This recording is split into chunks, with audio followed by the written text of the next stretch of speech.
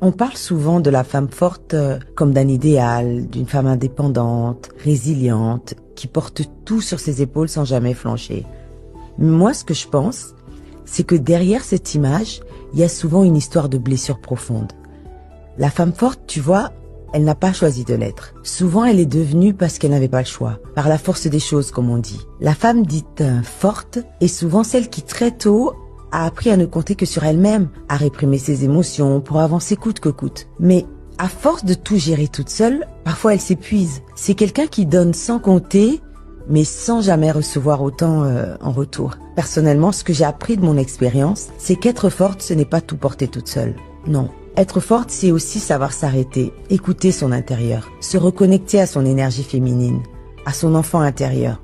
Pour sûr, ce n'est pas un changement extérieur qui libérera la femme forte de cette pression qu'elle se pose toute seule sur ses épaules. Ce qui pourrait éventuellement la soulager, ce serait une véritable transformation intérieure. Si j'ai un message à donner à toutes celles qui se reconnaissent dans cette image, à toutes les Lady Di, dites femmes fortes, ce serait le suivant.